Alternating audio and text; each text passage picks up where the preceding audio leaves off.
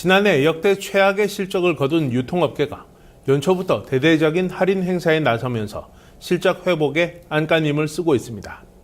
하지만 소비심리 위축이 지속되면서 아직 뚜렷한 개선 신호는 포착되지 않고 있다는데요. 다만 편의점 등 일부 채널은 성장세가 계속되면서 채널별 실적 희비가 극명하게 엇갈릴 전망입니다. 김수경 기자와 자세한 이야기 나눠보겠습니다.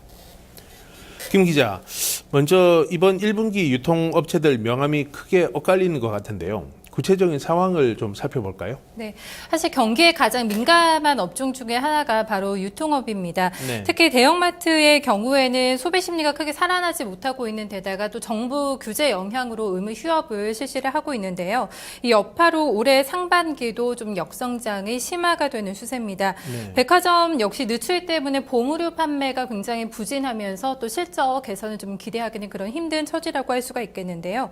다만 이제 편의점 상황은 조금 다르다고 할 수가 있겠습니다.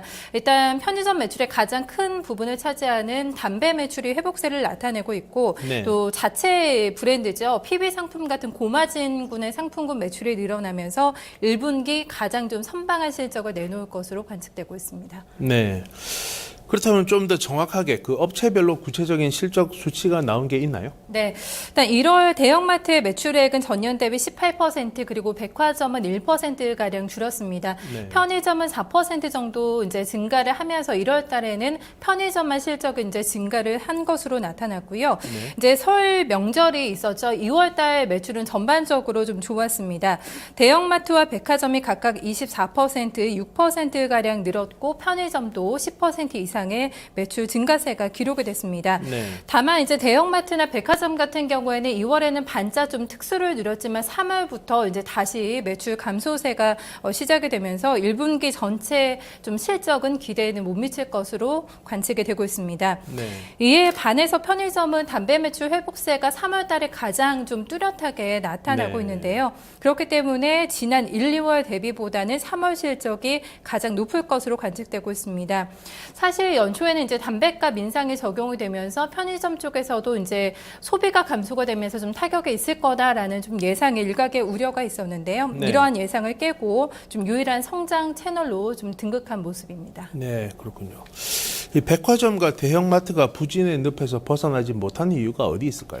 네, 먼저 대형마트를 살펴보면 앞서서 말씀드렸다시피 정부 규제로 의무 휴업을 실시하고 있습니다. 이런 네. 정부의 규제를 받고 있는 부분이 가장 큰 요인이라고 할 수가 있겠고요.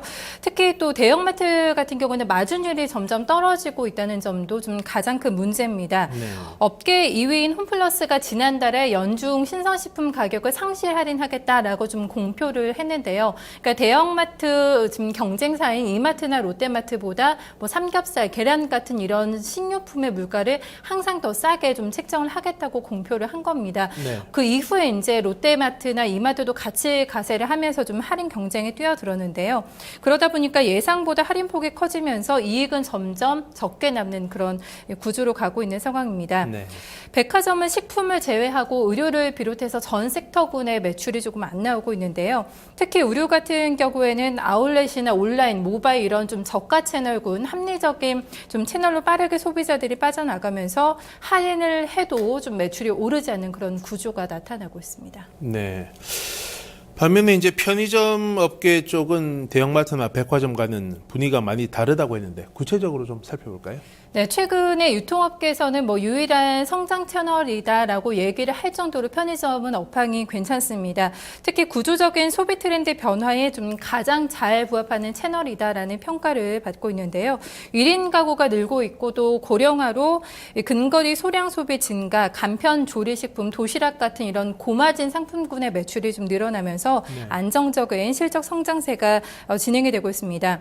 다만 연초에 하나 불거졌던 리스크가 이제 담배 가격이 오르면서 1월 달에는 굉장히 급감을 했거든요. 네, 담배 네, 소비가. 그렇죠. 좀 이런 게 장기적으로 이어질 경우에는 상당히 좀 타격이 있을 거다라는 우려가 있었는데 예상보다 좀 금연 인구의 좀 결심이 흔들리면서 빠르게 담배 매출이 지금 늘어나고 있고요. 네. 담배의 이제 제품 단가가 커지면서 편의점의 이익 구조에 미치는 영향도 좀 증가하고 있다. 긍정적으로 영향을 미치고 있다라는 부분 좀 좋게 볼 수 있겠습니다. 네.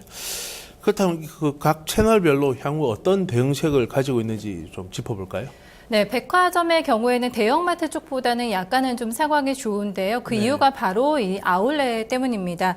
아울렛이 이제 기존 백화점의 매출 부진을 좀 상쇄해주는 구조로 가고 있는데요. 백화점에 대한 신규 출점은 거의 없는 상태지만 뭐 아울렛이나 복합 쇼핑몰은 계속해서 좀 출점을 하겠다. 현대, 롯데, 신세계 다 이런 좀 전략을 가지고 있습니다. 네. 대형마트의 경우에도 좀 되는 성장 채널을 더 키우겠다라는 전략을 가지고 있는데요. 이제 이마트 같은 경우에는 트레이더스, 또 롯데마트는 빅마켓 같은 이런 창고형 할인 마켓을 네. 좀 출점을 하면서 키우겠다는 예정이고요. 인터넷과 이제 모바일 채널 확장에도 주력을 하고 있습니다. 이 편의점 쪽에서는 좀 내실다지게 주력하겠다는 좀 전략을 가지고 가고 있는데요. 네.